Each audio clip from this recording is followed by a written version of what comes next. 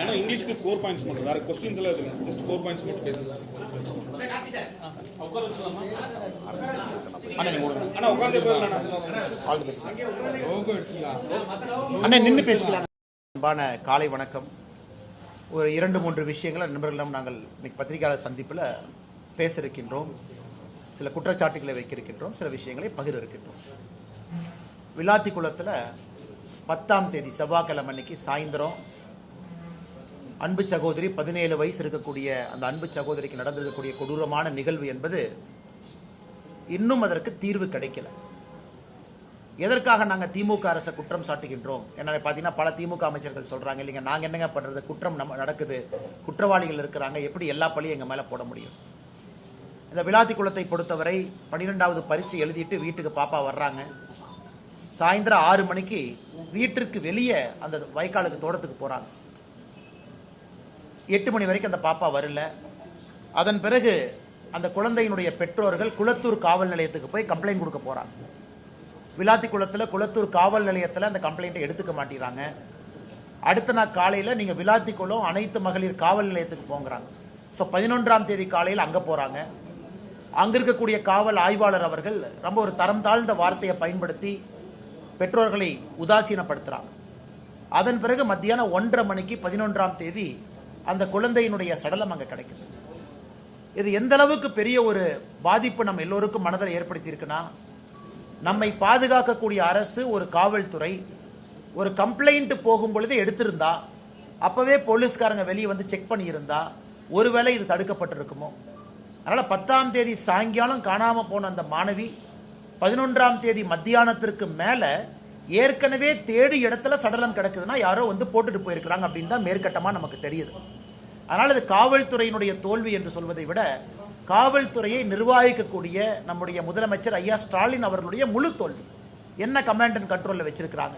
இன்னைக்கு வந்து home secretary அவங்க பத்திரிகையாளர் சந்திப்பில் ஒருத்தரை சஸ்பெண்ட் பண்ணிட்டு அதனால பிரச்சனை முடிஞ்சிருச்சு அப்படிங்கிற மாதிரி போறாங்க. இன்னும் குற்றவாளியை கைது செய்யப்படவில்லை. இதை நாங்கள் வன்மையாக கண்டிப்பதை தாண்டி தமிழக மக்கள் புரிந்து கொள்ள வேண்டும். அந்த சகோதரி பேரை நம்ம பயன்படுத்தக்கூடாது, 17 வயது இருக்கிற காரணத்தினால. அவங்க 10ஆம் வகுப்புல 500க்கு 495 மதிப்பெண், அப்படின்னா 99%, 99%. இதை விட ஒரு ஏழை குடும்பத்தில் ஒரு குழந்தை என்ன பண்ண முடியும் நீங்க யோசிச்சு பாருங்க. 99% மதிப்பெண்கள் பெற்று அந்த தலைமுறையை உயர்த்தக்கூடிய ஒரு வாய்ப்பு இருந்தும் கூட அந்த குழந்தைக்கு இது போல் நடந்திருக்கிறது. அதனால முதலமைச்சர் அவர்கள் வெட்கி தலை குனியணும். இன்னைக்கு கனிமொழி போயிருக்கிறாங்க, சகோதரி கனிமொழி அவர்கள் அங்க இருக்கக்கூடிய மக்கள் தங்களுடைய கோபத்தை காட்டியிருக்கிறாங்க. அதனால முதலமைச்சர் அவர்கள் இப்பவாவது ஆட்சி முடியும் தருவாயில்னாவது ஒத்துக்கணும், காவல்துறையை சீரமைக்கணும், காவல்துறைக்கு வந்து இன்னும் அதிக அதிகாரத்தை கொடுக்கணும், ஆட்சியாளர்களாக தோற்றிருக்கின்றார்கள் என்பதை ஒற்றுக்கொள்ளணும். இரண்டாவது, இன்னைக்கு அமைச்சர் திராவிட முன்னேற்ற கழகத்தினுடைய அமைச்சர் அண்ணன் ஏவாவேல் அவருடைய பிறந்தநாள் வாழ்த்துக்கள், நல்லா இருக்கட்டும் ஆண்டவனுடைய அருள்ல. ஆனா ஒரு மூத்த அமைச்சர் பண்ற டிராமாவை பாருங்க. நேத்து முகநூல் பக்கத்தில் போடுறாரு, இன்னைக்கு நான் பிறந்த நாளே கொண்டாட மாட்டேன், ஏன்னா அடிமை கூட்டணியை நான் வந்து எதிர்க்கிறேன். நம்ம கூட்டணி எதுக்கு அவரு பிறந்த நாளுக்கும் நம்ம கூட்டணிக்கு என்ன சம்பந்தம்? அடுத்து இன்னொன்னு சொல்றாரு, அடுப்பெரிக்கிறதுக்கு வந்து கேஸே இல்லை, அதனால பிறந்த நாளை கொண்டாடல. இன்னைக்கு ஒரு பக்கம் மாநிலத்தினுடைய முதலமைச்சர் திரு ஸ்டாலின் அவர்கள் எங்கேயும் எந்த பிரச்சனையும் இல்லைன்னு ஒரு பொலிட்டிக்கல் டிராமா போடுறாரு. ஆனா அவரே எல்லாத்தையும் தூண்டி விடுறாரு, நீங்க போய் ஆர்ப்பாட்டம் பண்ணுங்க, காங்கிரஸ் கட்சிக்காரங்க சிலிண்டர் தலைமையில வச்சுட்டு நடந்து போங்க, நம்முடைய கட்சியினுடைய மூத்த அமைச்சர்கள் இந்த மாதிரி பேசுங்க. இந்தியா முழுவதும் நீங்க யோசிச்சு பாருங்க, எங்கேயாவது பொதுமக்கள் கேன் எடுத்துட்டு போய் பெட்ரோல் பிடிச்சாங்களா? எங்கேயுமே கிடையாது, தமிழ்நாட்டில் மட்டும்தான். ஏன்? இங்க இருக்கக்கூடிய அரசியல்வாதிகள் பீதியை கிளப்பி மக்கள் மனசுல பீதியை வச்சுட்டாங்க. ஸோ மக்களுக்கு ஒரு பயம், என்னடா எல்லாருமே இதே மாதிரி சொல்றாங்களே, காங்கிரஸ்காரங்க சொல்றாங்க, திமுக காரங்க சொல்றாங்க, அப்ப பெட்ரோல் வராதோ அப்படின்னு ஒருத்தரும் கேன் எடுத்துட்டு போய் வீட்டில் பாத்திரத்தெல்லாம் எடுத்துட்டு போய் பெட்ரோல் பிடிக்க வேண்டிய அவல நிலைமைக்கு தமிழ்நாட்டு மக்களை தள்ளி இருக்கிறாங்க. இது ஒரு வேடிக்கையான விஷயம். இந்தியாவில் எங்கேயுமே கிடையாது. பீகார்ல யாரும் போல, உத்தரப்பிரதேசத்தில் யாரும் போல, தமிழ்நாட்டில் மட்டும் இந்த கையாலாகாத திராவிட முன்னேற்ற கழகத்தினுடைய ஆட்சி பொய்யை பரப்பி பீதியை பரப்பி மக்களை வீதிக்கு வந்து ஒரு பெட்ரோல் பம்ப்லையும் நிற்க வச்சிருக்காங்க. இன்னைக்கு நம்ம புரிந்து கொள்ள வேண்டும், இந்தியாவை பொறுத்தவரை நம்முடைய பிரதமர் நேற்று காலைல தெளிவாக பேசினாங்க, எந்த பிரச்சனையும் இல்லாமல் நாம் இருக்கோம், எந்த பிரச்சனையும் இல்லாமல். அதை நம்ம உறுதியாக சொல்ல முடியும். இந்த gas control order, natural gas control order 9ஆம் தேதி மார்ச் மத்திய அரசு கொண்டு வந்த பிறகு எல்பிஜியினுடைய உள்நாட்டு உற்பத்தி மட்டுமே 28 விழுக்காடு கம்பேரபிள் பேசிஸ்ல உயர்ந்திருக்கு. ஸ்ட்ரெயிட் ஆஃப் ஹோர்முஸ் அந்த ஹோர்முஸ் பகுதியிலிருந்து வரக்கூடிய கப்பல் 2 கப்பல் ரொம்ப சேஃபா நேற்று நைட்ல இருந்து இன்னைக்கு காலையிலக்குள்ள 2 இந்திய கப்பல் சேஃபா கிராஸ் பண்ணி வந்திருக்கு. நமக்கு சேஃப் பேசேஜ் கொடுத்துருக்காங்க. அந்த ஒரு கப்பல் கொண்டு வரக்கூடிய கேஸ் என்பது ஒரு நாளைக்கான ரிஃபைனிங் கெப்பாசிட்டி, பிரச்சனை கிடையாது. இன்னைக்கு அவங்க சைனா, ரஷ்யா, இந்தியா இந்த 3 நாடுகளுக்கு தான் கெரியர் கொடுக்குறாங்க. நம்முடைய வெளியுறவுத்துறை கொள்கையினுடைய ஒரு வெற்றி இதை பறைசாற்றுது. அதை பத்தி யாரும் பேச மாட்டாங்க. அதையெல்லாம் தாண்டி இன்னைக்கு உலகம் முழுவதுமே பெட்ரோல் விலை ஏற்றிருக்கிறாங்க. பக்கத்தில் இருக்கக்கூடிய பாகிஸ்தான், பங்களாதேஷ் எடுத்துக்கிட்டீங்கன்னா பெட்ரோல் விலை 20% உயர்ந்திருக்கு. 2 வாரம் பள்ளிக்கூடத்திற்கு விடுமுறை கொடுத்திருக்கிறாங்க. 50% அரசு கார்களை ரோட்ல இருந்து எடுத்திருக்கிறாங்க. பெட்ரோல் ரேஷனிங் பண்றாங்க. இந்தியாவில் எந்த பிரச்சனையும் இல்லை. மிக அற்புதமா வரக்கூடிய சப்ளையை நம்ம மேனேஜ் பண்றோம். இந்த நேச்சுரல் கேஸ் ஆர்டரை போட்டு யாருக்கு என்ன கொடுக்கணும், 100% எல்பிஜி கேஸ் 100% அப்படியே கொடுத்துடணும். அதன் பிறகு ஃபர்டிலைசருக்கு போறது 30% குறைச்சிருக்கிறாங்க. 70% ஃபர்டிலைசருக்கு போற கேஸ் போகும். அதன் பிறகு இண்டஸ்ட்ரி 80% போகும், 20% குறைச்சிருக்கிறாங்க. அதன் பிறகு சிட்டி கேஸ் டிஸ்ட்ரிபியூஷன் 20% குறைச்சிருக்கிறாங்க, 80%. அடுத்து இந்த ஆர்டர் ரிவ்யூ பண்ணுவாங்க. எங்கேயும் பிரச்சனை இல்லாம போகும் பொழுது எதற்காக பீதியை கிளப்பி பொதுமக்களை நீங்க ரோட்டுக்கு போக வைக்கிறீங்க? அதனால தமிழக மக்களுக்கு எங்களுடைய அன்பான வேண்டுகோள், தயவு செய்து நீங்க யாரும் கஷ்டப்பட்டு வீதிக்கு வராதீங்க, ரோட்டுக்கு போகாதீங்க. நீங்க பெட்ரோலை பிடிச்சி ஒரு வீட்டில் வைக்கிறீங்கன்னா உங்களுக்கு அது ரிஸ்க். 20 லிட்டர் கேன், 15 லிட்டர் கேன்ல நீங்க போய் வாங்கிட்டு வந்து அதை டெய்லி 1 லிட்டர் 2 லிட்டர் 2 வீலருக்கு ஊத்திக்கலாம். நீங்க வீட்டில் வாங்கி வைக்கிறீங்கன்னா உங்களுக்கு அது ரிஸ்க். எங்கேயும் எந்த பிரச்சனையும் இல்லை. இன்னைக்கு ஸ்ட்ரைட் ஆஃப் ஹோர்முஸ் போர் ஆரம்பிப்பதற்கு முன்பு 55% சப்ளை அங்கிருந்து வந்துச்சு. இன்னைக்கு இந்தியாவுக்கு 70% சப்ளை ஸ்ட்ரைட் ஆஃப் ஹோர்முஸ்க்கு வெளியிருந்து வருது. முதல்ல ஸ்ட்ரைட் ஆஃப் ஹோர்முஸ் இல்லாம 55% வந்துச்சு, 45% அங்க வந்துச்சு, 55% வேற ஜோன்ல. இன்னைக்கு 70%, 15% ஹோர்முஸ்ல இருந்து வெளியே எடுத்துட்டோம் நாம. அந்த சப்ளை செயின் டைவர்சிஃபிகேஷன் பண்ணியிருக்கிறாங்க. பெட்ரோலியத்துறை அமைச்சர் அவர்கள் பாராளுமன்றத்தில் அதை பத்தி பேசுறாங்க. நேச்சுரல் கேஸ் பிரச்சனை கிடையாது, பெட்ரோல் ரிஃபைனிங் பிரச்சனை கிடையாது. இன்னைக்கு இதெல்லாம் நடக்கும் பொழுது ரிலையன்ஸ் இண்டஸ்ட்ரீஸ் அமெரிக்கால $300 பில்லியன் இன்வெஸ்ட் பண்ணி அங்க ஒரு ரிஃபைனரி போடுறா, ட்ரம்ப் ட்வீட் பண்றாரு. சொன்னால் ரிஃபைனிங் கெப்பாசிட்டி நம்மகிட்ட இருக்கு. வரக்கூடிய பெட்ரோலியம் பொருள் உள்ள வருது. கேஸ் எந்த பிரச்சனையும் இல்லாத பொழுது திராவிட முன்னேற்ற கழகத்தினுடைய அமைச்சர்கள், காங்கிரஸ் கட்சிக்காரங்க இந்த பீதியை கிளப்பி தயவு செஞ்சு பொதுமக்களை பெட்ரோல் டீசல் வாங்க வச்சு வீட்டில் எக்கு தப்பா ஏதாச்சும் ஆயிரப்போது அதற்கும் பொறுப்பு திராவிட முன்னேற்ற கழகத்தினுடைய அரசு. 3வது மிக முக்கியமானது என்னை பொறுத்தவரை, இன்னைக்கு பாராளுமன்றத்தில் நம்ம பார்க்கிறோம் சம்பந்தமே இல்லாத ஒரு பிரச்சனையை திரு ராகுல் காந்தி அவங்க எடுக்கிறாங்க. அதுல தமிழகத்தினுடைய எம்பி திரு வசந்த் அவங்க இருக்கிறாங்க, கன்னியாகுமரி எம்பி இருக்கிறாங்கன்னா அவரு கடையில இண்டக்ஷன் ஸ்டவ் விற்கிறக்காக அவரு ட்வீட் போட்டுட்டு இருக்காரு, பெட்ரோல் குறைஞ்சிருச்சு, எல்பிஜி குறைஞ்சிருச்சு, கேஸ் குறைஞ்சிருச்சு. அவருடைய வசந்தன் போல இண்டக்ஷன் ஸ்டவ் விற்கிறீங்களா? நீங்க வித்துக்குங்க, மார்க்கெட்டிங் பண்ணி வித்துக்குங்க. நீங்க இண்டக்ஷன் ஸ்டவ் விற்கிறக்காக இவரு மார்க்கெட்டிங் பார்லிமெண்ட்ல உட்கார்ந்து ஒரு காங்கிரஸ் எம்பியும் ஐயோ பெட்ரோல் குறைஞ்சிருச்சு இண்டக்ஷன் ஸ்டவ் வாங்க. அதுல ராகுல் காந்தி அவர்கள் பாராளுமன்றத்தினுடைய அந்த நுழைவாயில் மக்கரத்வார் அந்த நுழைவாயில் உட்கார்ந்து நேற்று அவர்கள் நடந்து கொண்ட விதம் ஒரு பாராளுமன்றத்தினுடைய மக்கள் எதிர்பார்க்கின்ற ஒரு நல்ல அரசியலுக்கு எதிரானது. அந்த வழியை மறிச்சு உள்ள யாரும் எம்பியை போகாம டீ பிஸ்கட் சாப்பிட்டு காலேஜ் பசங்கள்லாம் இந்த காலேஜ் வாசல்ல காலேஜுக்கு வெளியே இந்த ரோட்ல உட்கார்ந்து இருக்கிற மாதிரி தான் காங்கிரசினுடைய எம்பிக்கள் உட்கார்ந்து பாராளுமன்றத்தினுடைய மாண்பை குறைத்திருக்கின்றார்கள். அதையும் கூட இந்த நேரத்தில் பாரதிய ஜனதா கட்சி எங்களுடைய கடுமையான கண்டனங்களை பதிவு செய்கிறோம். சம்பந்தம் இல்லாமல் இன்னைக்கு இவ்வளவு காங்கிரஸ்காரங்க சிலிண்டர் தூக்கிட்டு சுத்துறாங்க. யார் வீட்டிலாவது எல்பிஜி ப்ராப்ளமா? யார் வீட்டிலாவது கமர்ஷியல் சிலிண்டர் ப்ராப்ளம் கொஞ்சம் இருக்கு. அது இப்போ சரியாயிட்டு இருக்கு. அது முதல் நாள் ஏன்னா ரேஷன் போட்டு கொடுத்தாங்க. ஒரு 2-3 நாட்கள் பிரச்சனை இருந்துச்சு. அதுவும் கூட எனக்கு சரியாயிட்டே இருக்கு. எல்லா இடத்துலையும் திரும்ப ஹோட்டல்ல இயல்பு நிலைமைக்கு வந்துருச்சு. அப்படி இருக்கும் பொழுது சிலிண்டர் தலையில வச்சுக்கிட்டு காங்கிரஸ் கட்சிக்காரங்க தமிழ்நாட்டில் எதற்காக இந்த கூத்தாட அரங்கேற்றணும்? அதனால இந்த 3 விஷயங்களையும் நம்முடைய பத்திரிகை நண்பர்களுக்கு சொல்லணும்.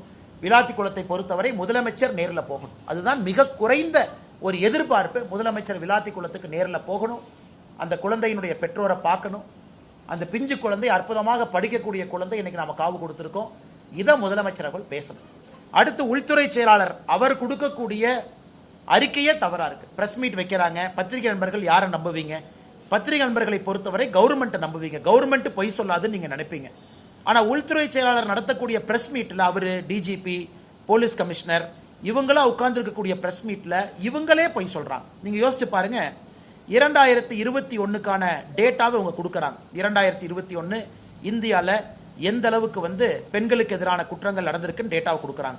இதுல உண்மையை சொல்ல வேண்டும் என்றால் 2021 டேட்டாங்க NCRBல பப்ளிஷ் ஆயிருக்கு.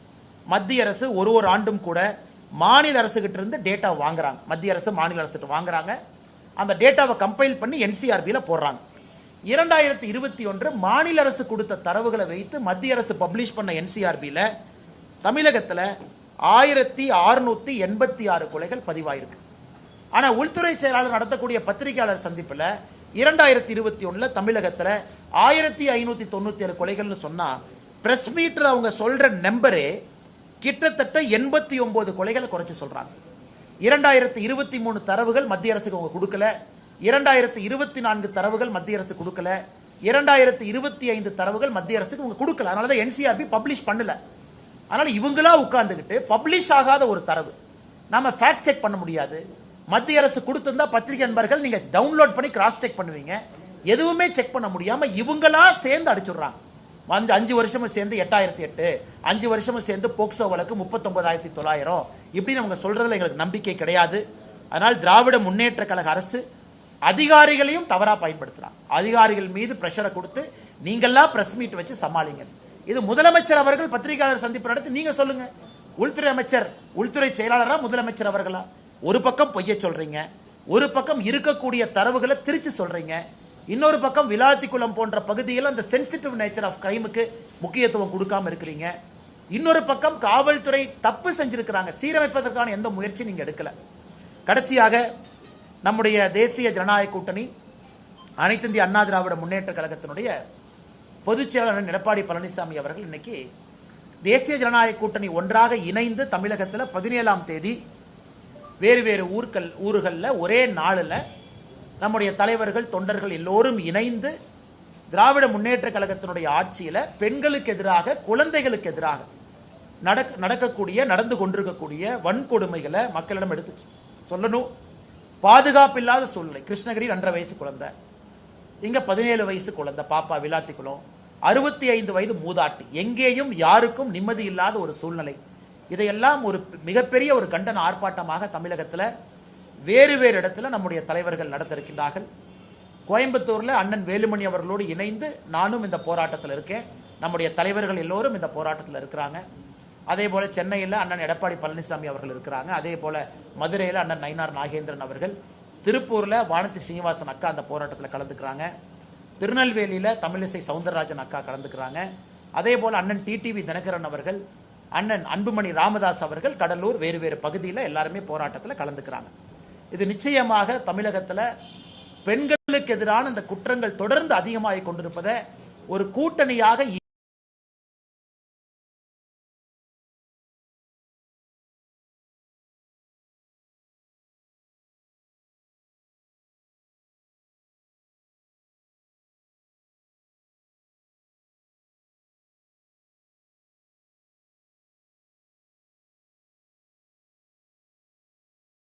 ஒரு மாபெரும் ஒரு போராட்டத்தை நாம் முன்னெடுக்கின்றோம். அதற்கு பொதுமக்களுடைய ஆதரவையும் கூட இந்த நேரத்தில் பத்திரிகை நண்பர்கள் மூலமாக நாங்கள் கோருகின்றோம். கோயம்புத்தூர்ல 17ஆம் தேதி நடக்கக்கூடிய இந்த போராட்டத்திற்கு நம்முடைய தாய்மார்கள், சகோதரிகள் பெரும் திரளாக நீங்கள் பங்கேற்க வேண்டும் என்கின்ற வேண்டுகோளையும் உங்களுக்கு இந்த நேரத்தில் வைக்கிறோம். இதை தாண்டி உங்களுக்கு இருக்கிற கேள்வியை பதில் சொல்லுங்க.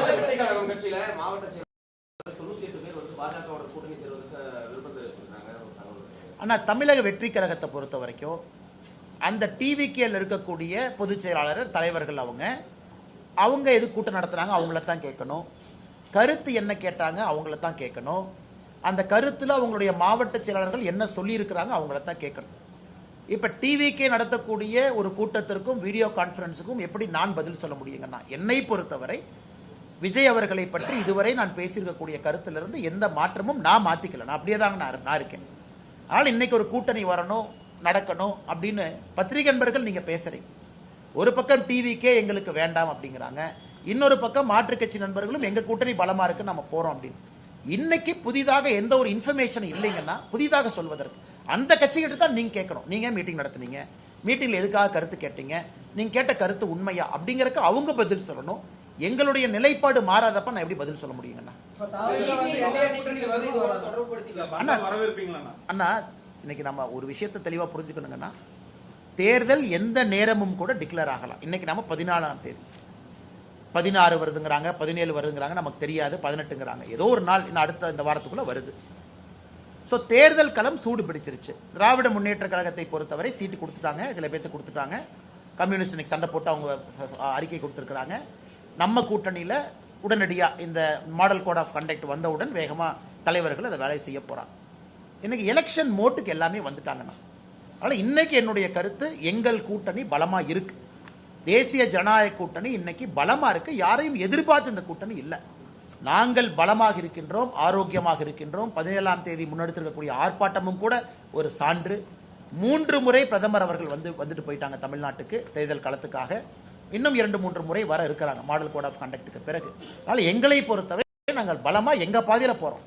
மற்ற கட்சிகள் கூட்டணி வேணும்னு நினைக்கிறாங்க, மற்ற கட்சிகள் இன்டர்னல் மீட்டிங் போட்டு கேட்குறாங்கன்னா அந்த கட்சிகள் தான் பதில் சொல்லணும். எங்க நிலைப்பாட்டில் எந்த மாற்றம் இல்லை, நாங்கள் அதே நிலைப்பாட்டில் தான் நாங்கள் இருக்கோம். இந்திய கூட்டணியை பொறுத்தவரைக்கும் அண்ணா, நான் கொடுக்கக்கூடிய இடத்துலையும் இல்லை, வாங்கக்கூடிய இடத்துலையும் நான் இல்லைங்கண்ணா. கொடுக்கக்கூடிய இடத்துல சில தலைவர்கள் இருக்கிறாங்க, வாங்கக்கூடிய இடத்துல சில தலைவர்கள் இருக்கிறாங்க. அதனால இந்த இரண்டுக்கும் இடைப்பட்ட கருத்தாக ஏன் கருத்து என்ன சொல்றதுங்கண்ணா? டெல்லிய கூட்டணியை பொறுத்த வரைக்கும் இப்போ கூட்டணிக்கான கதவுகள் இன்னும் ஓப்பன்ல தான் இருக்கா, இல்ல புதிய கட்சிகள் எதிர்பார்க்கலாமா, இல்ல அவ்வளவுதானா சார்? அண்ணா, இன்னைக்கு பாருங்க, கம்யூனிஸ்ட் கட்சி சிபிஐ அதனுடைய தலைவர் ஐயா சண்முகம் அவர்கள் ஒரு பேட்டி கொடுத்திருக்கிறாங்க இன்னைக்கு பத்திரிகை நண்பர்கள்ட்ட. இப்போ 5 நிமிஷத்துக்கு முன்னாடி எங்க காங்கிரஸ், ஒண்ணுமில்லாத காங்கிரஸுக்கு நீங்க 3 சீட்டை உயர்த்தி கொடுக்குறீங்க, கம்யூனிஸ்ட் கட்சிக்காரங்க நாங்க இவ்வளவு கஷ்டப்படுறோம், எங்களுக்கே நீங்க சீட்டை கொடுக்க மாட்டீங்க, நாங்க ஏத்துக்க மாட்டோம், கிளம்பியாச்சு. அண்ணன் வைகோ அவர்களுக்கு ரொம்ப கஷ்டப்பட்டு அன்னைக்கு சிரிக்கிறார் வைகோ அண்ணன். 4 தொகுதிகள் அப்படிங்கிறாரு. இது எப்படி இருந்த வைகோ அண்ணன் எப்படி ஆயிட்டார்? எப்படிப்பட்ட ஒரு மனிதர், எத்தனை தொகுதியில் நின்றவர், தமிழ்நாட்டு அரசியலே மாற்ற வேண்டும் நினைத்தவரை எனக்கு சீட்டையெல்லாம் குறைச்சு அந்த 4லையும் அடுத்து சொல்றார் 3 உதயசூரியன் சின்னம், 1 எங்கள் சின்னம். எனக்கு வைகோ ஐயாவை பார்க்கறக்கே ரொம்ப கஷ்டமா இருந்துச்சு. நம்ம கொங்கு கட்சி இந்த பகுதியில் நிற்கக்கூடியவங்க 3 கம்பீரமா 3 சீட்னு இருந்தாங்க. இன்னைக்கு அவங்களையும் 2 சீட்ல உட்கார வச்சிருக்காங்க. அதனால இன்னைக்கு அந்த கூட்டணியிலிருந்து தலைவர்கள் வெளியே வருவதை நான் பார்க்கிறேன். ஏன்னா திருமாவளவன் அண்ணன் இன்னைக்கு என்னை பொறுத்தவரை திருமாவளவன் அண்ணன் கண்டிப்பா இவங்களுக்கு ஒரு 6 சீட்டுக்கோ 7 சீட்டுக்கோ அவர் ஏத்துக்க போறது கிடையவே கிடையாது. அதனால திருமாவளவன் அண்ணன் கண்டிப்பா அசமாதானத்தில் இருக்காங்க, கம்யூனிஸ்ட் அசமாதானத்தில் இருக்கிறாங்க. அவங்கள என்ன பண்ணுவாங்கன்னு தெரியாதுங்க. வெளியே வந்து வேற கூட்டணிக்கு போறாங்களா, தனியா நிற்கிறாங்களான்னு தெரியாது. ஸோ திராவிட முன்னேற்ற கழகத்தை பொறுத்த வரைக்கும் அறிவாலயத்துக்கு வெளியே இன்னைக்கு இந்தியா போஸ்ட்மேனே பயத்தில் இருக்கான். ஆனால் போனோம்னா நமக்கு ஒரு சீட் கொடுத்துருவாங்களாட்டு அந்த பக்கமே நான் போக மாட்டேன். ஸோ யார் வந்தாலும் கூட பிடிச்சி 1 சீட்டு 2 சீட்டுன்னு கொடுத்து அவர்களோடு இத்தனை காலமா பயணம் பண்ணவங்களுக்கு 2 சீட்டு 3 சீட்டுன்னு குறைக்கும் பொழுது எந்த விதத்தில் நியாயம்னு தலைவர்கள் கேட்கிறாங்க. அதனால கூட்டணியில் மாற்றம் வருமானு கேட்டீங்க, வருவதற்கான வாய்ப்பு இருக்கு. ஏன்னா திமுகவுடைய கூட்டணி நம்ம பார்த்துக்கிட்டு இருக்கோம், உள்ள இருக்கக்கூடிய சலசலப்பை பார்க்குறோம். தேர்தல் எப்பொழுதுமே நெருங்கும் பொழுது ஒரு ஃபைனல் ட்விஸ்ட் எப்பவுமே தமிழக அரசியல் இருக்கும். தமிழக அரசியல்ல எல்லா முறையும் தேர்தல் ஜஸ்ட் டிக்ளேர் ஆகிறதுக்கு முன்னாடி ஒரு ஃபைனல் ட்விஸ்ட் இருக்கும். இந்த டைம் என்ன ட்விஸ்ட்னு பொறுத்திருந்து பார்க்கலாம். என்னங்கண்ணா, குறிப்பிட்ட மாதிரி கூட்டணி வலுவா இருக்குங்கிறீங்க, அதே சமயம் திமுக கூட்டணி தொகுதி பங்கீடுகள் ஆரம்பிச்சு போயிட்டு இருக்கு. ஆனா இந்த கூட்டணியில இன்னும் தொகுதி பங்கீடு ஆரம்பிக்காம இருக்கிற காரணம் ஏதாவது ஒரு பெரிய கட்சியை வரவேற்காக காத்திருக்கக்கூடிய ஒரு சூழலா? அதே நீங்க குறிப்பிட்ட இன்னைக்கு ஆளுங்கட்சிக்கு அவசரம் இருக்குங்கண்ணா. காரணம், அவங்க மேல ஆன்டி இன்குபென்சி இருக்கு, மக்களுடைய கோபம் அவங்க மேல இருக்கு, உடனே பண்ணணும். ஆனா எதிர்கட்சியை பொறுத்தவரை அந்த அவசரம் கிடையாது. 2021 அன்னைக்கு அதிமுக ஆளுங்கட்சியாக இருந்த பொழுது கூட தேர்தல் அறிவிப்பு வந்த பிறகுதான் பாரதிய ஜனதா கட்சிக்கு தொகுதி பங்கீடு எங்க நிக்கணும் அப்படின்லாம் வந்துச்சுங்கண்ணா. ஸோ எங்களை பொறுத்தவரை யாருக்கும் எந்த அவசரமும் இல்லை. எல்லா இடத்துல எல்லாரும் வேலை செய்யறோம். உதாரணத்துக்கு நேற்று நான் தொண்டாமுத்தூர் பகுதியில் அண்ணன் வேலுமணி அவர்களோடு பிரச்சாரத்தில் இருந்தோம், வேறு பகுதியில் பிரச்சாரம் பண்ணிக்கிட்டு இருக்கோம். ஸோ நாங்கள் தொண்டாமுத்தூர் வேலுமணி என்ன அங்கே பிஜேபி நிற்கல அப்படியெல்லாம் இல்லை. வேலுமணி நிற்கிறாங்க, தேசிய ஜனநாயக கூட்டணி பாரதிய ஜனதா கட்சியும் நாமளும் ஓட்டு போடணும், எல்லாத்தையும் ஒருங்கிணைக்கிறோம், நாம கூட்டம் போடுறோம். அதனால் எங்களுக்கு எந்த அவசரமும் இல்லை. நாங்கள் எங்களுடைய டைம் லைனில் சரியான முறையில் போயிட்டு இருக்கோம். மேபி எங்களுடைய தலைவர்கள் மோடி ஐயா வரணும்னு நினைச்சாங்க, 3 மீட்டிங்கும் மோடி ஐயா முடித்து வைக்க வேண்டும் என்று நினைத்தார்கள், அது நடந்துருச்சு. அதன் பிறகு பாரதிய ஜனதா கட்சி இன்டர்னல் அசஸ்மெண்ட் அதையும் எங்களுடைய அகில இந்திய தலைவர்கள் செஞ்சிட்டு இருக்கிறாங்க. எந்த தொகுதி, யார் தொகுதிக்கான வேட்பாளர் யார், அந்த அசஸ்மெண்ட்டையும் நயினார் அண்ணா தலைமையில் ஒரு டீம் எடுத்துக்கிட்டு இருக்காங்க. ஸோ நாங்கள் சரியான டைம் லைனில் இருக்கோம், எங்களுக்கு எந்த அவசரம் இல்லைங்க. வர வைக்கிறதுக்கு ஜனநாயக படம் ரிலீஸ், அப்புறம் சிபிஐ வழக்கு அப்படிங்கிறது சொல்லி நெருக்கடி கொடுக்கறதா பேச்சு பரவலாம். அண்ணே, நீங்கள் உங்களுக்கு தெரியுங்க அண்ணே, இப்போ ஜனநாயகம் படம், சிபிஐ அண்ணா, ஒருத்தருக்கு சிபிஐ மீது வழக்கு இருந்தால் நாங்கள் என்ன பண்ண முடியும்? சிபிஐ வழக்கு வேணும்னு கேட்டது யாருங்கண்ணா? சிபிஐ வழக்கு வேணும்னு கேட்டது தமிழக வெற்றி கழகம். அவங்க கேட்குறாங்களே, நாங்களும் சப்போர்ட் பண்ணோம். தமிழக வெற்றி கழகமும் கேட்குறாங்க, தமிழ்நாடு சிபிசிஐடி சரியாக இன்வெஸ்டிகேட் பண்ண மாட்டாங்க, சிபிஐக்கு கொடுங்கன்னு. சிபிஐ வழக்கு வேண்டும் என்று கேட்டது தமிழக வெற்றி கழகம். இன்னைக்கு நீங்க என்ன சொல்றீங்க? அந்த சிபிஐ வச்சு டிவிகேவை பயமுறுத்துறீங்கன்னா நாங்க எப்படி அந்த கருத்தை ஏற்றுக்க முடியும்? ஏன் 4 மாதங்களுக்கு முன்பு டிவிகே கேட்கும் போதே அவங்களுக்கு தெரியுமல்ல. அதனால அவர்களுக்கும் அந்த நம்பிக்கை. சிபிஐ பொறுத்தவரை இண்டிபெண்டன்ட் ஏஜென்சின்னு அவங்க கேட்டிருக்கிறாங்க. அது இண்டிபெண்டன்ட் ஏஜென்சியா இருக்கட்டும். ஜனநாயகத்தை பொறுத்தவரை இன்னைக்கு விஜயே கருத்து சொல்ல, நான் என்ன கருத்து சொல்றேன்னா சொல்லுங்க. விஜய் அவங்க பத்திரிகையாளர் சந்திப்பு எத்தனை பொதுக்கூட்டத்துக்கு வர்றாங்க, எத்தனை இடத்துல பேசுறாங்க, ஈரோடு வேறு வேறு பகுதியில் பேசிட்டார், நிறைய இடத்துல பேசிட்டார். ஏதாவது ஒரு இடத்துல விஜய் அவர்கள் ஜனநாயகத்தை பத்தி பேசட்டும், படத்தை பத்தி பேசட்டும், என்ன பிரச்சனை பேசட்டும், அதன் பிறகு என் கருத்தை சொல்றேங்க. நான் படத்துல நடிச்ச ஒரு நடிகர் பாரதிய ஜனதா கட்சி பிரச்சனை பண்ணுச்சுன்னு சொல்லட்டும், பாரதிய ஜனதா கட்சி தூண்டுட்டு சொல்லட்டும், எங்கேயுமே சொல்லல.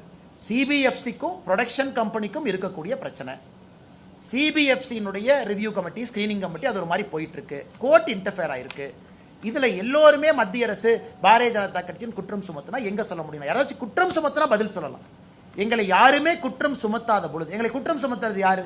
திமுக. இதுல ஆச்சரியம், அதாவது ஓனாய் நனையுதுன்னு நரி அழுவிச்சாமா, நம்ம ஊர்ல சொல்லுவாங்க. ஓனாய் நனையுதுன்னு ஆடு அழுவிச்சாமா. அதாவது இன்னைக்கு டிவிகேவுக்கு பிரச்சனை திமுக அழுகுது. இன்னைக்கு திராவிட முன்னேற்ற கழகம் எங்க மீது சுமத்தக்கூடிய குற்றத்துக்கெல்லாம் நாங்க பதில் சொல்லி டைம் வேஸ்ட் பண்ண விடுவீங்களா? நியாயமான குற்றச்சாட்டுக்கு பதில் சொல்றோம். விஜய் அவங்க குற்றச்சாட்டுக்கு நாங்க எப்படி பதில் சொல்ல முடியும்? ஜனநாயகத்திற்கு அதிகாரப்பூர்வமாக தமிழக வெற்றி கழகத்தினுடைய தலைவரோ பொறுப்பாளர்களோ எங்களுக்கு எந்த இதுவும் அவங்க சொல்லல. CBFC, court, KVN production, Vijay இவங்க சம்பந்தப்பட்ட வழக்கு அவங்களுக்குள்ள அது இருக்கு. கரூர் சம்பவத்துக்கு வந்து உடனடியாக கரூர் போன முதலமைச்சர் வந்து விளாத்திக்குளத்துக்கு வந்து இன்னும் போகல. அதாங்க ஆச்சரியம். ஏன்னா சின்ன பசங்க ரீல்ஸ் பண்ணிட்டு இருக்காங்க. அந்த ரீல்ஸ் பசங்க கூப்பிட்டு பேசியிருக்காரு, அவர் கூட ரீல்ஸ் எடுத்திருக்காரு. அதே முக்கியத்துவம் கொடுத்தாரு. ஆனா இன்னைக்கு முதலமைச்சர் அவர்கள் இன்னைக்கு காலையில் எத்தனை பேர் பார்த்தீங்கன்னு தெரியலீங்கன்னா, 2 நல்ல பசங்கன்னா, அருமையான பசங்க. அவங்கள வந்து நம்ம எந்த தேவா, ஜீவா 2 அற்புதமான பசங்க. சின்ன வயசுலேயே ரீல் எல்லாம் போட்டு நல்லா பண்ணுறாங்க. அதில் நாம் எந்த மாற்று கருத்தும் இல்லை. அவங்கள வர வச்சு முதலமைச்சர் அவர்கள் ரீல்ஸ் எல்லாம் போட்டுட்டு அந்த குழந்தைங்களை கடைசியாக சொல்கிறார், தம்பி நல்லா படிப்பா அப்படிங்கிறார். நீங்கள் அரசு பள்ளியில் கஞ்சா புழக்கத்தை நிறுத்தினீங்கனாவே குழந்தைங்க நல்லா படிப்பாங்க. அரசு பள்ளிக்கூடத்தை தரமாக கொடுத்தீங்கனாவே குழந்தைங்க நல்லா படிப்பாங்க. ஒரு பக்கம் குழந்தைகளுக்கு ரீல் கல்ச்சர் போகக்கூடாது. கர்நாடக அரசு 16 வயது வரை சோசியல் மீடியாவை பேன் பண்ணிட்டாங்க. கர்நாடகாவில் இருக்கக்கூடிய காங்கிரஸ் அரசு 16 வயது குழந்தைகளுக்கு சோசியல் மீடியா பேன் பண்றாங்க. நான் வரவேற்கிறேங்கண்ணா. அது வேறு அரசாக இருந்தாலும் கூட நான் வரவேற்கிறேங்கண்ணா. ஆந்திரால 13 வயதுக்கு கீழே சோசியல் மீடியாவை பேன் பண்றதை பத்தி ஆந்திரா அரசு யோசிக்குது. ஆனா முதலமைச்சர் அவங்க படிக்க வேண்டிய சின்ன குழந்தைங்களை கூப்பிட்டு அவங்க ரீல் போட்டுட்டு தப்பு இல்லை. அந்த குழந்தைங்களை, தம்பி நீ ரீல் போடாதேப்பான்னு ஃபோன் பண்ணி படிப்பான்னு சொல்லணும்ல. அந்த குழந்தைய ரீல் போடுறதுக்காக கூப்பிட்டு ரீல் போட வச்சுட்டு போகும்போது ஒப்புக்கு சப்பானியா நீ போடாதப்பான என்ன அர்த்தம்? அதனால் முதலமைச்சருடைய கவனம் எங்க இருக்குன்னு நமக்கு தெரியுது. விளாத்திக்குளம் சம்பவம் நடந்த பொழுது முதலமைச்சர் எங்க இருந்தாருன்னு உங்களுக்கு தெரியும். ஒரு அரசு பள்ளியில் ஒரு நிகழ்வில் இருக்கிறாங்க. குழந்தைங்கள்லாம் டான்ஸ் ஆடிட்டு இருக்கிறாங்க, சினிமா பாட்டுக்கு. அதை பார்த்துக்கிட்டு உட்காந்துருக்காரு. பக்கத்தில் மா சுப்பிரமணியம் இருக்கிறாங்க. இன்னைக்கு முதலமைச்சருடைய கவனம் வேறு பக்கம் இருக்கு. முதலமைச்சருடைய கவனம் சட்ட ஒழுங்கல் இல்லை. முதலமைச்சருடைய கவனம் தமிழகத்தினுடைய நலன் இல்லை. ஆனால் இன்னைக்கு ரீல்ஸ் போடக்கூடிய முதலமைச்சராக மாறிட்டாரு. அல்லது ரீல்ஸ் போடலினா படிக்க வேண்டிய குழந்தைங்களை கூட்டிட்டு வந்து ரீல்ஸ் போடுறாரு. ரீல்ஸ் போடுங்கப்பான். அதனால் இது எல்லாம் நம்ம பார்த்துக்கிட்டு தாங்க நான் இருக்கிறோம். என்ன பண்றது? இன்னும் ஒரு 30-40 நாட்கள் இதெல்லாம் அனுபவிச்சு தாங்க ஆகணும். வேற வழி இல்லை. தன்னை மட்டும் எதற்கு அழைக்கிறார்கள்? மற்ற அமைச்சர்களும் எல்லாரும் தான் அங்க வந்திருந்தாங்கன்னு சொல்லி செந்தில் பாலாஜி ஒரு கருத்து வச்சிருக்காரு. நான் அங்க இருக்கக்கூடிய ஒரு மாவட்ட அமைச்சராக அங்க நான் போயிருந்தேன் அந்த டைம்ல. ஆனா என்னை மட்டுமே அவங்க அழைக்கிறதுக்கான காரணம் என்ன? முதல்வர் முதற்கொண்டு தான் அங்க வந்திருந்தாங்க. ஆனா கண்டிப்பாக செந்தில் பாலாஜி அவர்களை சிபிஐ விசாரணைக்கு அழைக்கணும். எதற்குன்னா ஆமாங்கண்ணா, எதற்குன்னா பாலாஜி என்று நான் பேசும் பொழுதுதான் செருப்பு வந்திருக்குன்னு சொல்லும் பொழுது அதை நீங்களும் சொல்றீங்க, நானும் சொல்றேன். அப்படி இருக்கும் பொழுது அந்த சம்பந்தப்பட்ட நபரை அழைத்து விசாரிக்க வேண்டியது சிபிஐனுடைய கடமை. நம்பர் 1. நம்பர் 2, சம்பவம் நடக்கவே ஸ்பாட்ல இருந்தவர் செந்தில் பாலாஜி.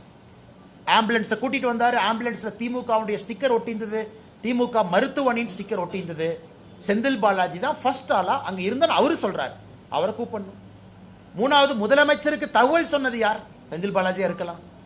எல்லா அரசு ஹாஸ்பிட்டலுக்கும் இங்கங்க போனது யார்? செந்தில் பாலாஜியா இருக்கலாம். அங்க நான் ஆளுகின்ற கட்சியினுடைய மாவட்ட செயலாளர் என்கின்ற பொறுப்பில் இருக்கக்கூடிய செந்தில் பாலாஜி ஒரு டிகிரி ஆஃப் கண்ட்ரோல் இருக்கு, அமைச்சராக இருந்திருக்கிறாங்க. ஏன் டிவிகே கட்சியினுடைய மாவட்ட செயலரை கூப்பிட்டு இருக்கிறாங்க, அவர் போயிட்டு வந்திருக்கிறாரு. தமிழ்நாடு அரசினுடைய டிஜிபி ஸ்டேட் இன்டெலிஜென்ஸை கூப்பிட்டுருக்காங்க, அவங்க போயிட்டு வந்திருக்கிறாங்க. சம்பந்தப்பட்ட நபர் திரு விஜய் அவங்கள கூப்பிட்டுருக்காங்க, 2 முறை போயிட்டு வந்திருக்கிறாங்க. அப்படி இருக்கும் பொழுது சிபிஐ செந்தில் பாலாஜியை வந்து அழைத்தது முழுமையிலும் முழுமை சரியான ஒரு பார்வை தான். ஆனால் செந்தில் பாலாஜி அவங்க மடியில் ஏதோ கொஞ்சம் கனம் இருக்க மாட்டேங்குது. ஏன் பதறாரு? சிபிஐ கூப்பிட்டாங்க, போனேன், பேசினேன், வர வேண்டியதானே. மடியில் கனம் இருக்கிறனால ஏன் பதறாரு? அவர் ஏன் வந்து நைஸா ஸ்டாலின் அண்ணையும் கூட எடுத்துட்டு போலான்னு பார்க்குறாரு? இது ஸ்டாலின் அவங்க நினைப்பாங்க, தம்பி நீ போறனா போகும்போது என்னையும் பிடிச்சி இழுத்துட்டு போறப்பான். அந்த மாதிரி தான் இருக்கு அவருடைய பதில். நான் அந்த பதிலை பார்த்தேங்கன்னா, அதனால சிபிஐ அவர்கள் செந்தில் பாலாஜி அவங்கள கூப்பிட்டது முழுமையிலும் அது உண்மைதான். அவங்க போகணும், கோஆபரேட் பண்ணணும். மடியில கனமலினா கோஆபரேட் பண்ணுங்க, ஏன் பயப்படுறீங்க? இது எதுக்கு வந்து நீங்க வந்து அப்படியே பதறீங்க? அவருடைய பத்திரிகையாளர் சந்திப்பை பார்த்தாவே செந்தில் பாலாஜி அவர்கள் பதறுவது நமக்கு தெரியுது. எனக்கு தெரியல யாரு குற்றம் செஞ்சாங்கன்னு தெரியலீங்கன்னா அது சிபிஐ என்கொயரியில் உண்மை வெளியே வரும். டீயும் காஃபியும் ஒன்னா கலக்காதுன்னு சொல்லியிருந்தீங்க, அதுல உறுதியா இருக்கீங்களா? ஆனால் நான் ஏற்கனவே சொல்லியிருந்தேங்கன்னா என்னுடைய கருத்தில் எந்த மாற்றமும் இல்லை. காரணம், அவங்க சித்தாந்தத்தை வேற சித்தாந்தத்தை டிக்ளேர் பண்ணிட்டாங்க, நாம் ஒரு சித்தாந்தத்தில் இருக்கோம். அப்படி இருந்தும் அரசியல் கூட்டணிக்குள்ள முரணான கட்சிகள் இருக்கான்னு கேட்டீங்கன்னா இருக்கு. நான் இல்லைன்னு சொல்லிங்க, உங்களுக்கு அரசியல் தெரியும், எனக்கு அரசியல் தெரியும், நான் முட்டாள்தனமா எதுவும் பேச விரும்பல. முரணான கூட்டணிகள்லாம் இருக்கா? இருக்கு. ஒரு காமன் கோல்ல இருக்காங்களா? இருக்கு. வேறு வேறு கொள்கைகள் இருந்தாலும் கூட பொது எதிரியை வீழ்த்துவதற்காக இருக்காங்களா? இருக்கு. நான் உங்களுக்கு ஆரம்பத்தில் சொன்னது டைம் லைன் இன்னைக்கு வந்துருச்சு. எலெக்ஷன் வரப்போகுது, எல்லா கட்சிகள் இருக்காங்க, திமுக பேச்சுவார்த்தை நடத்த ஆரம்பிச்சிட்டாங்க. எப்பவுமே தேர்தலுக்கு முன்பு தமிழகத்தில் எப்பவும் ஒரு ட்விஸ்ட் நடக்கும். இந்த வருஷம் என்ன ட்விஸ்ட்னு பார்ப்போம். அதே நேரத்தில் சீட்டை கொடுக்கக்கூடிய இடத்துல நான் இல்லை, சீட்டை வாங்க வேண்டிய இடத்துலையும் நான் இல்லை. நான் ரெண்டுக்கு நடுவில் ஏதோ ஒரு இடத்துல இருக்கேன். அதற்கான தலைவர்கள் இருக்கிறாங்க. அண்ணா, நான் எல்லோருக்கும் பிரச்சாரம் பண்றேன்னா, எல்லோருக்கும் போய் நிற்கிறேன். தமிழகத்தில் திராவிட முன்னேற்ற கழகத்தினுடைய ஆட்சி தூக்கி எறியப்பட வேண்டும் என்பதில் தெளிவாக இருக்கும். ஏன் இந்த சகோதரி பேர் சொல்ல முடியல, எனக்கு பேர் சொல்ல வேண்டும் என்கின்ற ஆசை. காரணம், இறந்த பிறகுனாவது அவருக்கு ஒரு மரியாதை கொடுக்கணும். 17 வயசு இருக்கனால போக்சோ அப்படி நம்ம சொல்ல முடியாது. 495 மதிப்பெண் வாங்கினா 500க்கு அந்த குழந்தைய பாருங்க கொடூரமாக கொண்டிருக்காங்கன்னா இந்த ஆட்சி இருக்கணுமாங்கிற கேள்வி. நான் எல்லா கேஸுக்கும் நான் திமுகவை சொல்லல. அண்ணா யூனிவர்சிட்டி இதே இடத்துல சாட்டை எடுத்து அடிச்சுக்கிட்டேன். காரணம், திமுக லிங்க். நீ சிசிடிவி போடல. உதயநிதி ஸ்டாலின் சிண்டிகேட் மெம்பரா இருந்த ஒரு கல்லூரி வாட்ச்மேன், திமுக கொடி போட்டு அக்யூஸ் உள்ள போறான். இவ்வளவு நடக்குதுன்னு நம்ம பேசுறோம். இது எல்லாம் அரசனுடைய குறைபாடுகள். எல்லா கேஸுக்கும் நாங்க திமுகவை சொல்லிங்கன்னா, திராவிட முன்னேற்ற கழகம் ஆட்சிக்கு வந்த பிறகுதான் அரசு இயக்கங்கள் செயலிழந்து குற்றங்கள் அதிகமாக இருக்கு. அதுதான் நாங்க சொல்றது. கோயம்புத்தூர் ஏர்போர்ட் பக்கத்துல பெட்ரோல் வண்டி போட்டிருக்கணுமே, ஏன் போடல? இவ்வளவு விளம்பரம் பண்றீங்களே, இவ்வளவு பண்றீங்களே, ஒரு 10 பெட்ரோல் வண்டி வாங்கி கொடுத்திருந்தா பெட்ரோல் வண்டி அங்க போகும். அந்த இடத்துல குற்றம் நடக்கும் நமக்கு தெரியும். அந்த முள்புதர் ஏர்போர்ட் காம்பவுண்ட் வால ஒட்டி, இதெல்லாம் தான் அரசனுடைய குறையாக நாங்கள் தொடர்ந்து சொல்லிக் கொண்டிருக்கின்றோம். அதிமுகவோட கட்சி வந்து இப்ப பலகீனமா தான் இருக்குது. இந்த சூழல்ல எப்படி சார் அவங்க மக்களுடைய செல்வாக்காக ஓட்டு சதவீதங்கள் ரொம்பவே பின்னைக்கு தான் இருக்குது. திமுக 5000 ரூபாய் பணம் அவருடைய எல்லா விதமான விஷயமும் மக்கள் வந்து வேறமா இருக்கு. நாடாளுமன்ற தேர்தல்ல நீங்க பிரிச்சு நிறுத்தும் போது கூட வந்து பாஜக பல இடங்கள்ல முன்னாடி வந்து அதிக வாக்கு வாங்கி. நம்மை பொறுத்தவரை அனைத்து இந்திய அண்ணா திராவிட முன்னேற்ற கழகத்தினுடைய முதலமைச்சர் வேட்பாளர் முன்னாடி இருக்காங்க. கூட்டணி மிக வலுவாக பலமாக களத்தில் இருக்கு. அமமுக அண்ணன் டிடிவி தினகரன் அவங்க உள்ள இருக்கிறாங்க. அனைத்து இந்திய அண்ணா திராவிட முன்னேற்ற கழகத்தினுடைய தொண்டர்கள் மிக மிக சுறுசுறுப்பாக்காங்க. ஏன்னா அவங்க வெற்றியை சுவைத்தாக வேண்டும் என்கின்ற வெறியில் இருக்காங்க. நான் இன்னைக்கு பல இடத்துல பிரச்சாரத்துக்கு போகும்போது அதிமுக தொண்டர்கள் கூட இருக்கிறாங்க, நான் பார்க்குறேன். ஏன்னா அவர்களும் இந்த எலெக்ஷனை ஒரு மரியாதை பிரச்சனையாக நம்ம ஜெயிச்சாலுங்கிற வெறி அந்த தொண்டர்கள்ட்ட இருக்கு. பாரதிய ஜனதா கட்சியினுடைய தொண்டர்கள்ட்ட அந்த வெறி இருக்கு. ஜெயிக்கணும், பிரதமர் சொல்லிட்டாங்க, நம்ம ஜெயிக்க வைக்கணும். பிரதமர் சொன்ன பிறகு நாம் இங்கே எந்த கூட்டணி இருக்கக்கூடிய எல்லாரையும் ஜெயிக்க வைக்கணுங்கிற முடிவு. ஆனால் திமுகவினுடைய ஒரு தலைவர்களை பார்க்கும் பொழுது எதையோ சாதிச்ச மாதிரி அவங்க பாடி லாங்குவேஜ் இருக்கு. எதை எலெக்ஷன் முந்தானத்தே நடந்தது, அவங்க ஜெயிச்சிட்டாங்க அப்படிங்கிற மாதிரி இருக்கு. இதுதான் அவர்கள் அழிவுக்கு அஸ்திவாரமே. மக்கள் யாருமே அதை ஏற்றுக்க மாட்டாங்கன்னா, இதை எப்படி தமிழில் சொல்றதுன்னு எனக்கு தெரியல. அதாவது இந்த ஆணவமும் இந்த ஆங்காரத்தையும் எப்பவும் ஏற்றுக்க மாட்டாங்க. இன்னைக்கு முதலமைச்சர் போகக்கூடிய கூட்டமெல்லாம் திமுக கூட்டத்துக்கு தான் போறார். இன்னொரு பப்ளிக்கை பார்க்கவே இல்லை. திமுக மகளிர் அணி மாநாடு, திமுக இளைஞர் அணி மாநாடு, திமுக மாணவர் அணி மாநாடு, திமுகவினுடைய பூத்து முகவர்கள் மாநாடு. ஆனால் திமுக காரங்களே பார்த்துக்கிட்டு அவங்க முதலமைச்சர் வாழ்க வாழ்கங்கிறாங்க. இது வந்து இந்த ரோம்ல நீரோக்கு இதே மாதிரி தான் இருந்துச்சுங்களா? ரோம் எரியுது, ஐயா நீங்க வாழ்க ஃபிடில் ஊதுங்கிற மாதிரி முதலமைச்சர் இருக்கிறாங்க. மக்களை சந்திக்க முதலமைச்சர் வரும் பொழுது தெரியும் எவ்வளவு கோபத்துல மக்கள் இருக்காங்க. கேரள அரசியலை பொறுத்த வரைக்கும் வந்து காங்கிரஸும் இவரு ராகுல் காந்தி என்ன சொல்றாரு அப்படின்னா, பிஜேபியும் கம்யூனிஸ்டும் ஒரே கட்சியா செயல்படுது, சிஜேபி அப்படின்ற குற்றச்சாட்டையே வைக்கிறாரு. காங்கிரஸ் அழிக்கிறதுல ஒரே நோக்கத்துல தான் ரெண்டு கட்சியும் இணைஞ்சு ஆனா செயல்படுறாங்க. இன்னைக்கு ராகுல் காந்தி அவங்களை பொறுத்த வரைக்கும் அவர் என்ன கேட்கிறாருன்னா, ஏன் விஜயன் என்ன அரெஸ்ட் பண்ணல, கேரளாவுடைய முதலமைச்சர் திரு பினராயி விஜயன் அவர்களை ஏன் கைது பண்ணலன்னு கேட்கிறார் டெல்லியில. பாருங்க எந்த அளவுக்கு. ஆனா இங்க கம்யூனிஸ்ட்காரங்க இவங்க வந்து காங்கிரஸோட சேர்ந்து ரோட்ல போயிட்டு இருக்காங்க. எனக்கு புரியல. அதே போல ராகுல் காந்தி அவர்கள் அதோடு நிற்கல. நீங்கள் சொன்னது போல ஏதோ பிஜேபியும் கம்யூனிஸ்டும் பி டீம் ஏ டீம் ஏதோ ஒரு கருத்தை வைக்கிறார். இன்னைக்கு காங்கிரஸை பொறுத்தவரை கேரளாவில் அவங்களுக்குள்ள ஒன்று முதலமைச்சருக்கு சண்டை.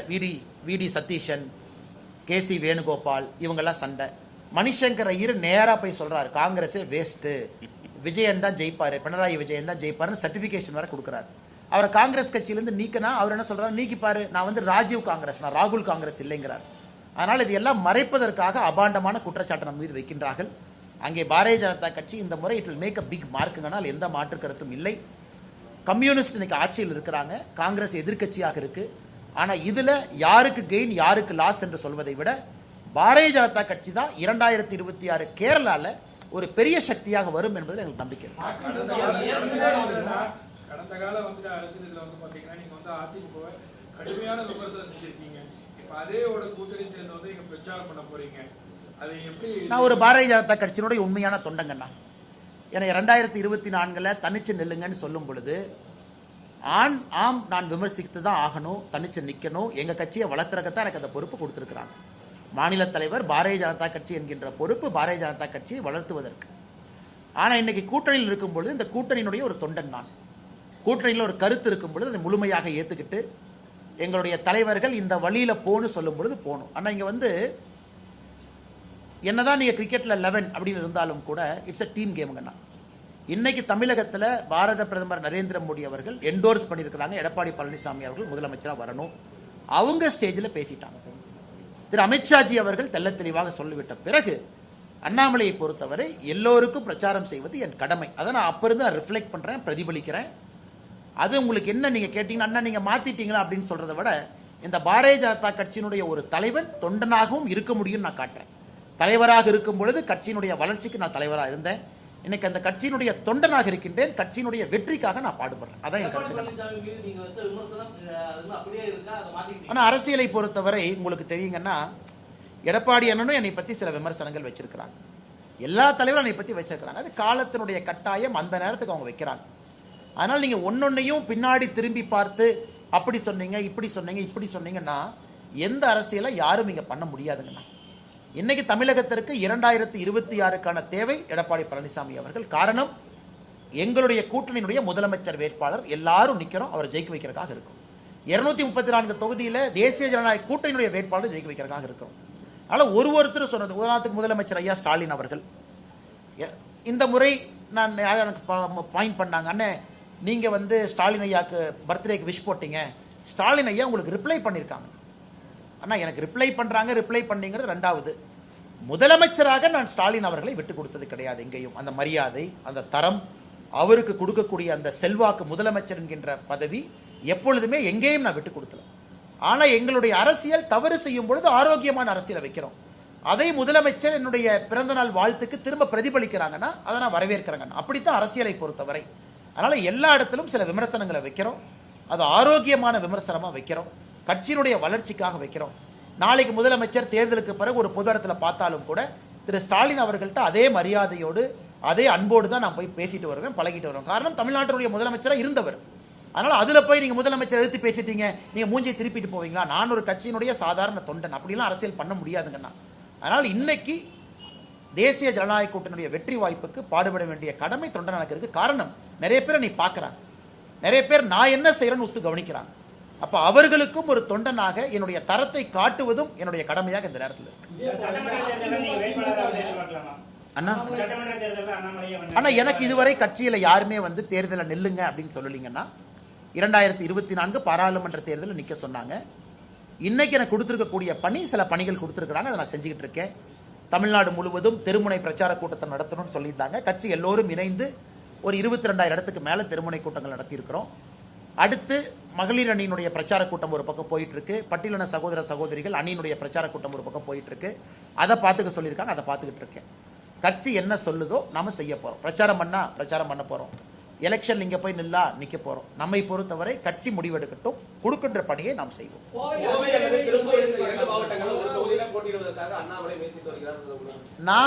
நான் தான் சொல்லிட்டேன் பாருங்க, இதுவரைக்கும் வாயை திறந்து சீட்டை கொடுங்க நான் யார்ட்டையும் கேட்டதில்லை, என் லைஃப்லேயே கேட்டதில்லை, கேட்கவும் மாட்டேன். அது என்னோட பழக்கமும் கிடையாது.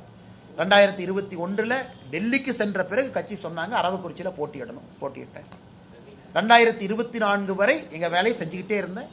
டெல்லிக்கு நாம் எல்லாத்தையும் எடுத்துகிட்டு போனோம், பேரையெல்லாம் எடுத்துகிட்டு போனோம். போட்டியிட வேண்டும் என்று கட்சி சொன்னார்கள். கோயம்புத்தூரில் 13 நாள் இருந்துச்சு. நேராக வந்து இறங்கி வேலை செஞ்சு வேலையை ஆரம்பித்தோம். கட்சி சொல்லட்டும், எதாக இருந்தாலும் நாங்கள் செய்கின்றோம். நானாக அதெல்லாம் நான் தாண்டி வந்துட்டேங்கண்ணா. நானாக போய் எனக்கு கொடுங்க, இதை கொடுங்க அப்படின்னு கேட்குற நிலைமையில் நான் இல்லை. கட்சி தேவையை விட அதிகமாக தான் நம்ம கொடுத்துருக்குறாங்க. கட்சி சொல்கிறத நம்ம செய்ய போகிறோம். நானாக இந்த கட்சிக்கிட்ட எதையும் கேட்க மாட்டேன். தேவையை விட அதிகமாக கொடுத்துருக்குறாங்க. எத்தனையோ தலைவர்கள் இருக்க பொழுது எதுக்கு 36 வயசில் ஒரு மாநில தலைவர்னு ஆக்கணுங்கண்ணா? நம்ம கேட்டோமா? கொடுத்துருக்குறாங்க, அந்த வேலையை செஞ்சோம். இல்லை மாநில தலைவர் பதவி இப்போ இவங்க இருக்கணும்னு சொன்னாங்க, நம்ம அப்ஜெக்ட் பண்ணோமா? இல்லை, சொல்லியிருக்கிறாங்க, நம்ம பின்பற்ற போகிறோம். அடுத்து இதை செய்யன்னு சொல்ல போகிறாங்க, நம்ம செய்ய போகிறோம். அப்படித்தான் ஒரு கட்சியில் நீங்கள் இருக்க முடியுமோ தவிரன்னா டிமாண்டு இப்படி இருக்கணும் அப்படி இருக்கணும். ஒரு தலைவனுக்கும் அது அழகல்ல, தொண்டனுக்கும் அழகல்ல. அதே நேரத்தில் கோயம்புத்தூர், திருப்பூர், கொங்கு பகுதியில் பாரதிய ஜனதா கட்சி நிறையா சட்டமன்ற உறுப்பினர் அனுப்பணும். அனைத்து இந்திய அண்ணா திராவிட முன்னேற்ற கழகம் நிறையா சட்டமன்ற உறுப்பினர் அனுப்பணும்.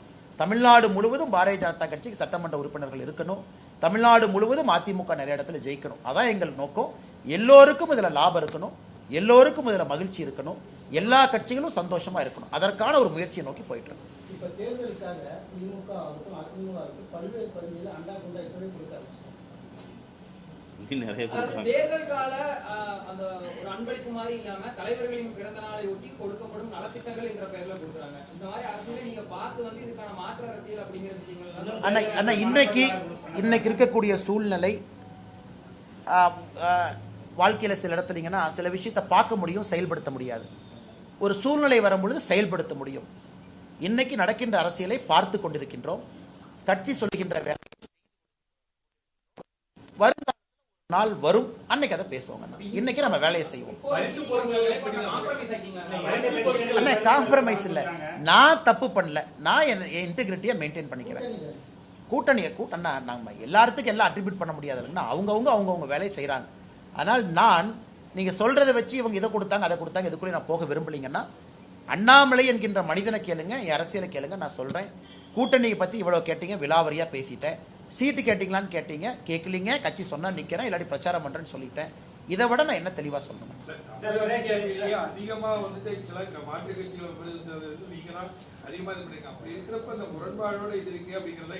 முரண்பாடு இல்லைங்கன்னா, அன்னைக்கு எனக்கு கொடுக்கப்பட்ட பணி அதுங்கண்ணா. எனக்கு கொடுக்கப்பட்ட பணி பாரதிய ஜனதா கட்சியை முதன்மை கட்சியா வளர்த்தணும், வாக்கு சதவீதத்தை உயர்த்தணும், பாரதிய ஜனதா கட்சியை கொண்டு வரணும். அப்ப நீங்க ஃப்ரெண்ட்லியெல்லாம் அரசியல் பண்ண முடியாதுங்கண்ணா.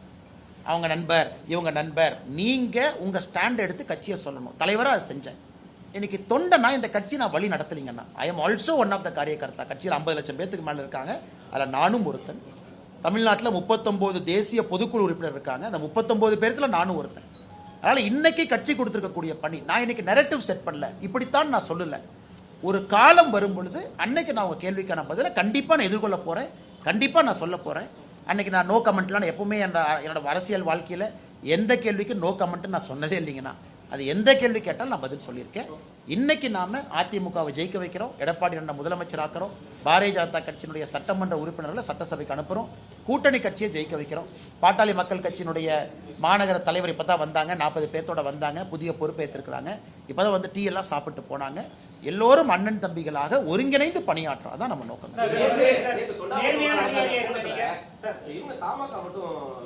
இருந்தாங்கண்ணா, தமாக இருந்தாங்க, அந்த பக்கம் ஆறுமுகன் இருந்தாங்களேண்ணா, குனியமுத்தூர்ல இருந்தாங்க. நீங்க வந்து குனியமுத்தூர்ல இருந்தாங்க. ஆனா தொட்டாமுத்தூர்ல நான் கவனிக்கலையாங்கண்ணா. ஒரே தொகுதி தான், ஆனா குனியமுத்தூர்ல இருந்தாங்க. எல்லா இடத்துலயும் எல்லாரும் இருக்காங்க. வாசனையா எங்க நெஞ்சத்துல இருக்காருண்ணா. மேடம் மேடம்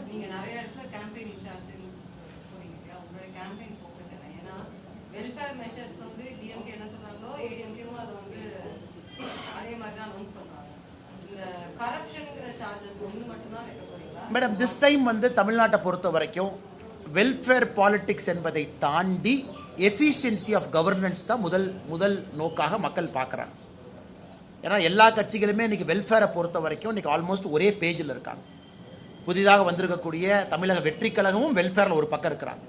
நாம் தமிழர் கட்சி மட்டும்தான் தனிச்சிருக்கு. அந்த வெல்ஃபேரிசம் அப்படின்னு வெல்ஃபேர் எக்கனாமிக்ஸ் தான் தனிச்சிருக்கிறாங்க. 3 பிரதான கட்சிகளும் ஒரே பக்கம் தான், அதில் எந்த மாற்று கருத்தும் இல்லை. இரண்டாவதுங்க மேடம், தமிழகத்தை பொறுத்தவரை இன்னைக்கு எஃபிஷியன்சி ஆஃப் கவர்னன்ஸ்.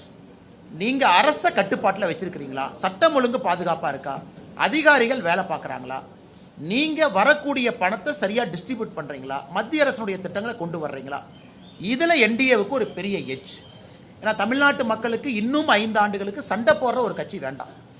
இன்னும் 5 ஆண்டுகளுக்கு மத்திய அரசோடு உரசுகின்ற ஒரு கட்சி வேண்டாம். மத்திய அரசுடைய திட்டங்களை செயல்படுத்தக்கூடிய கட்சி, அதே நேரத்தில் சட்டம் ஒழுங்கை பாதுகாக்கக்கூடிய ஒரு கட்சி, அதே நேரத்தில் லோக்கல் கரப்ஷன், ஒரு தாசில்தார் ஆஃபீஸில், ஆர்டிஓ ஆஃபீஸில், டிஸ்ட்ரிக்ட் மினிஸ்டர் ஆஃபீஸில் ஒரு கரப்ஷன் இல்லாத ஒரு ஆட்சி வேணும்னு நினைக்கிறாங்க. இன்னைக்கு அது தேசிய ஜனநாயக கூட்டணி தான் அதை கொடுக்க முடியும். ஸோ வெல்ஃபேர் எக்கனாமிக்ஸ் ஆல்மோஸ்ட் எல்லாரும் சேம் பேஜ், அதில் அப் டவுன் எதுவும் இல்லைங்க. ஏன்னா மக்களுக்கு தெரியும் அதிமுக தேசிய ஜனநாயக கூட்டணி ஆட்சிங்க வந்த பிறகு இமிடியட்டாக நாம சொன்னதை கொடுக்க போகிறோம். அதில் எந்த மாற்று கருத்தும் இல்லை. ஏன்னா நம்மகிட்ட அந்த ப்ரூவன் கெப்பாசிட்டி இருக்கு. So efficiency of governance first வைக்கிறோம். அதில் இந்த விஷயங்கள் எல்லாம் நம்ம பேசிட்டு வரோம். சார் ஓகே சார், நேர்மையான ஐபிஎஸ் அதிகாரியா இருந்த நீங்க இன்னைக்கு விட திமுக அதிமுக கட்சிகள் வாக்காளர்கள் விலை பேசுவதை விட எப்படி பாக்குறீங்க? நன்றி அண்ணா. சொன்னீங்க அந்த அண்ணா 45 நிமிஷம் பேசியிருக்கேன். கவுண்டம்பாளையத்துல போட்டீங்கன்னா இப்பதான் இங்கிருந்து திருப்பூர்ல இருந்து ஆரம்பிச்சு கவுண்டம்பாளையம். ஏன்னா 2 தொகுதியில விட்டு வைங்க. கவுண்டம்பாளையத்துல இருக்கீங்க தலைவர் 2 தொகுதியில விட்டு வைங்க. எல்லா தொகுதியும் என் பேர் வடக்கு ஒண்ணு கவுண்டம்பாளையம் ஒண்ணு. கவுண்டம்பாளையம் உங்களுக்கு நான் வந்து எங்கேயுமே தமிழ்நாட்டுல எங்க நின்னாலும் ஜெயிக்கக்கூடிய நபர். நீங்க எதுக்கு திருநெல்வேலி அதிகமா எம்எல்ஏக்கள் பாஜக இல்லையா? ஆனா இல்லைங்கண்ணா, கூட்டணிக்குள்ள பெரிய ஒரு அண்ணா இல்லை அப்படி இல்லைங்கண்ணா, நிக்கிற இடத்துல ஜெயிக்க வைக்கணும். அதான் கொங்கு மண்டலத்துல இருந்து அதிக பாரதிய ஜனதா கட்சி உறுப்பினர்கள் போகணும்னா நிக்கிற இடத்துல ஜெயிக்க வைக்கணும். அது ஃபர்ஸ்ட் எங்க கோல். போன முறை வந்து அரவக்குறிச்சி, தாராபுரம் 2 தொகுதிகள் இங்க எங்களுக்கு வாய்ப்பு இல்லாம போச்சு. இந்த முறை எத்தனை தொகுதிகள் இருந்தாலும் 100% ஸ்ட்ரைக் ரேட் இருக்கணும். அதே போல அதிமுக, பாரதிய ஜனதா கட்சி, கூட்டணி கட்சிகள் நல்ல ஆரோக்கியமான ஓட் டிரான்ஸ்பர், அதனால ஸ்ட்ரைக் ரேட் பக்காவா இருக்கணும் அப்படிங்கறது நம்முடைய நோக்கம். எல்லாத்துக்கும் அதான் கப்புங்கிறது எல்லாத்துக்கும் பொதுவுதான். அதை பத்தி நான் அதுக்கு அந்த கருத்துக்குள்ளே போனேன்.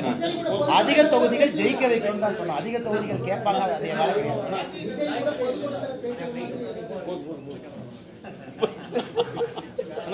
இங்கிலீஷ்க்கு 4 பாயிண்ட்ஸ் மட்டும், வேற क्वेश्चंस எல்லாம் ஜஸ்ட் 4 பாயிண்ட்ஸ் மட்டும் பேசுங்க.